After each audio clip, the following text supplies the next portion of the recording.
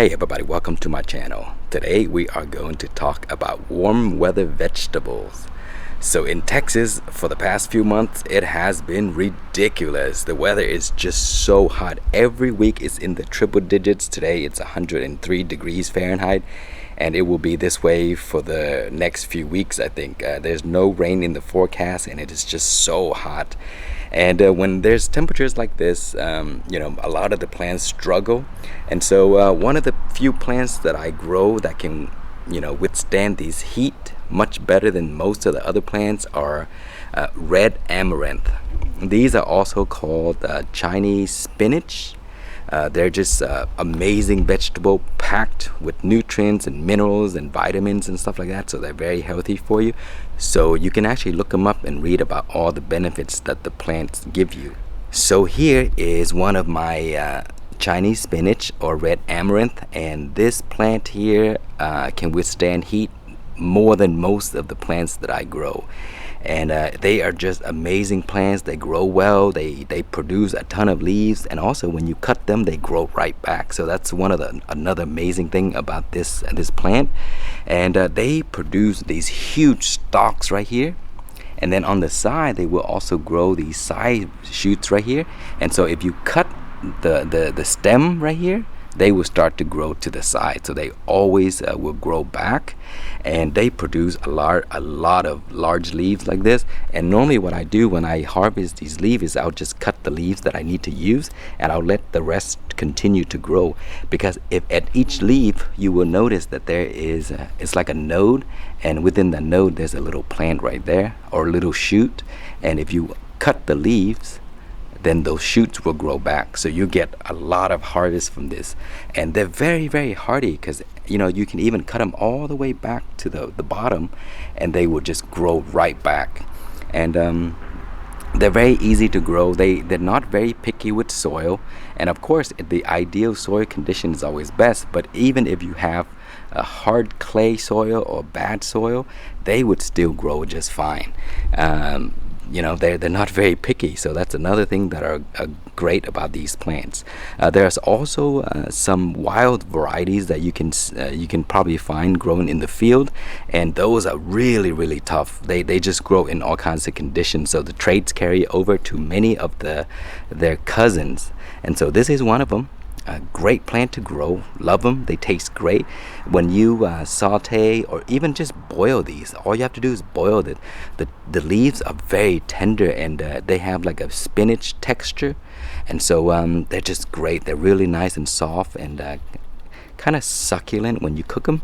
So they hold water really well, so that's one of the things that I really like about them. And just great overall plant to grow, easy to tend to, because they pretty much grow on their own.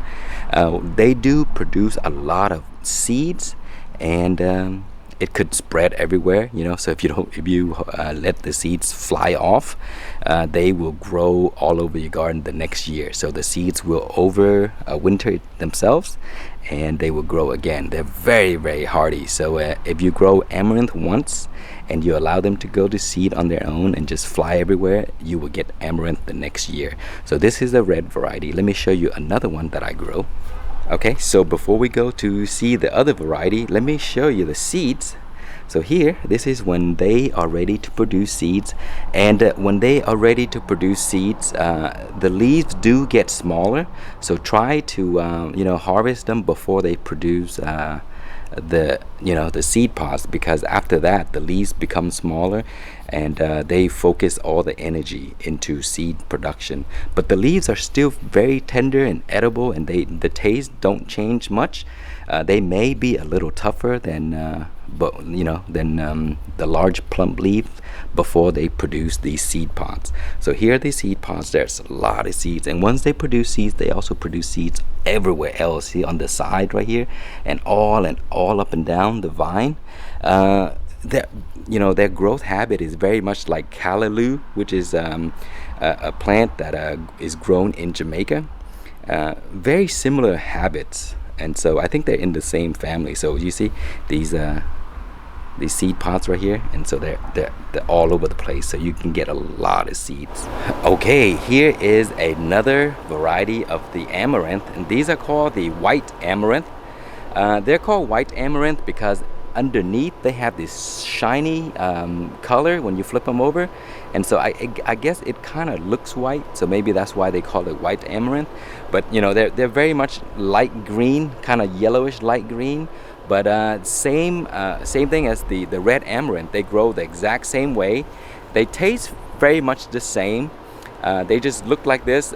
Usually when we harvest them when they're like, you know, 5 to 7 inches tall, and because that is when they're most they're softer and much better to eat. But once they get to this stage, the leaves are still pretty good to eat, and they just get a little tougher at this point, but still very delicious. And I harvest these leaves like pretty much every other day, and I just cut the leaves and then they'll just grow back.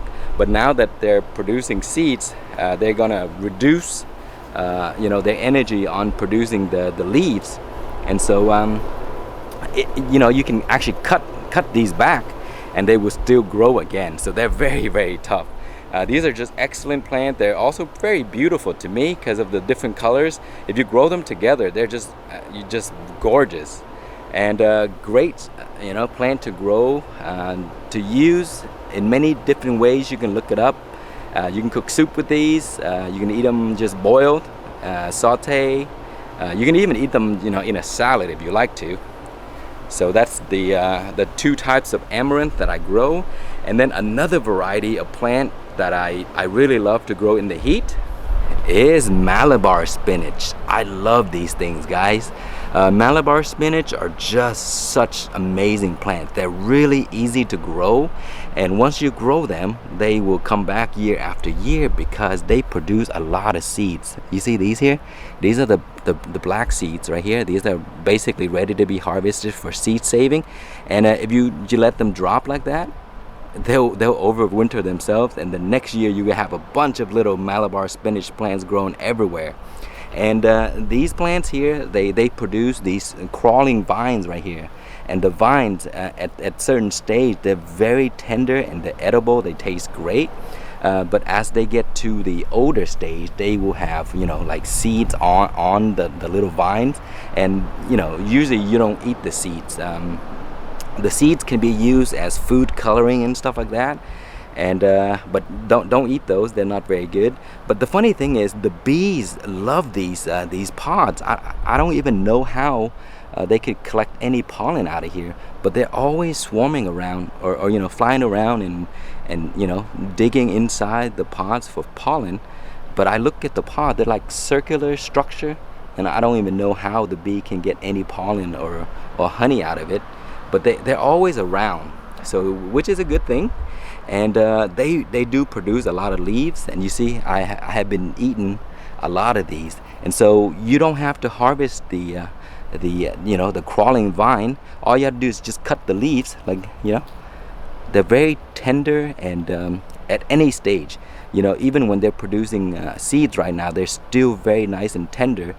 They do have this gelatinous texture when you eat them, so it does require sort of like getting used to, but I like the way they taste. I also think they smell really nice when they're cooked, and so I love Malabar spinach. They're super healthy for you, so look them up and see the benefits of these. They're super easy to grow. They love the heat. They don't mind, and even in dry weather, the leaves are still very succulent and plump, and so that is the nice characteristics of these plants. And again, the seeds are just really abundant, and so you can have a lot of seeds grow back on their own. There are different variety of these, so you can see the purple kind as well, the purple with the big old leaves. These are the greens. The leaves do get pretty big, but they're not as big as the purple. The purple ones sometimes get the size of your hand. And either way, they're just great plants to grow. The green ones are much more hardy in the heat, and just grow these if you can't grow anything else. Also, they're not picky with the soil. Again, they're not picky with the soil. Sometimes they just grow on their own, and as long as you give them a little bit of water here and there, and a little bit of nutrients that they can gather, or you can just fertilize them somehow, and they will just grow and grow and grow and produce a lot of leaves. So one of these plants will just keep growing and growing, and then sometimes they wrap around your other plants. So make sure to grow them in places where you don't want them to crawl all over your other plants, and sometimes they can suffocate your other plants. So you see how they're growing here over my my basil, and so they do crawl. That's their habits. They crawl everywhere. But great plants. So those are two of the best type of plants, in my opinion, to grow when it comes to conditions that are just so unfavorable for many other plants. So try them out, look them up. They're great plants with lots of good benefits for you, and easy to grow. Thank you so much for watching. Please like, comment, and subscribe.